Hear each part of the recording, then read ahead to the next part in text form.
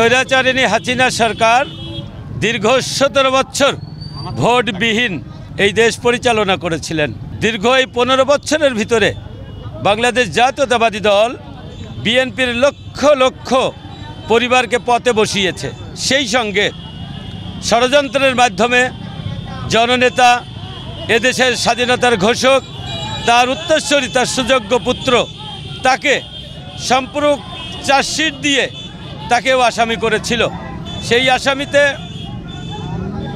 Judge court তার লিখিত রায়ে, আইন মন্ত্রণালয় থেকে যে রায় লিখিত দিতেন, সেই রায়ই ওই কোর্ট পড়তেন শুধুমাত্র। কোনো বিচারপতির কোনো রকম শক্তি ছিল না কোনো কাজ করার।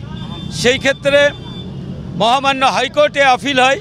আপিল হওয়ার পরে এই মামলা পর্যালোচনা সাপেক্ষে তাকে নির্দোষী খালাস প্রদান করেছেন এই দেশের আপাময় জনসাধারণ নেতা।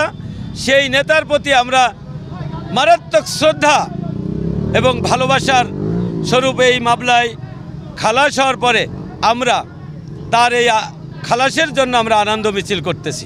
আমাদের মাঝে অল্প দিনের মধ্যেই এই দেশ, জনগণ এবং জনসাধারণের নেতা, জননেতা জনাব তারেক রহমান অল্প দিনের মধ্যেই এই দেশে আসবেন।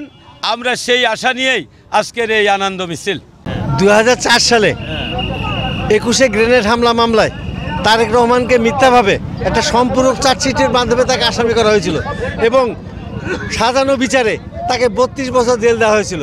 আমার নেতা আজকে ৩২ বছরের জেল মাথায় নিয়ে বসবাস করছে।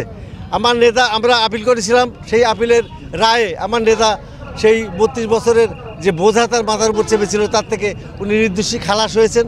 সেই নির্দোষী খালাসে আমরা নেতাকর্মী যারা আমরা আনন্দিত।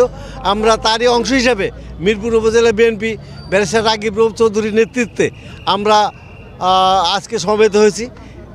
তার দিক নির্দেশনায় আমরা সমবেত হয়েছি এবং আমরা আজকে আনন্দ মিছিল করছি আমার ভারপ্রাপ্ত চেয়ারম্যান তারেক রহমানের নির্দোষী খালাস পাওয়ার কারণে। ওনার হয়তো আরও কিছু মামলা থাকতে পারে যেগুলো নিষ্পত্তি হয়ে গেলে উনি দেশে ফিরবেন অচিরেই। এবং উনি তো আমাদের নেতা, উনি আগামী দিনে প্রধানমন্ত্রী হবেন। সেই প্রধানমন্ত্রী হতে গেলে তার যে রাজনৈতিক বিষয় আশা এর মধ্যে আছে সেগুলো নেতারা বুঝবেন, উনি সেগুলো নিষ্পত্তি করে দেশে ফিরবেন। উনি আমাদের মাঝে, তো আমরা তাকে চাই, আমরা তো তার জন্য আমাদের উন্মুখ হয়ে আছে। আমরা কখন তাকে আমরা হাতে পাবো, কখন উনি আমাদের মাঝে আসবেন, তার জন্য আমরা উন্মুখ হয়ে অপেক্ষা করছি সেদিনটার জন্য, যেদিন উনি আমাদের মাঝে ফিরে আসবেন।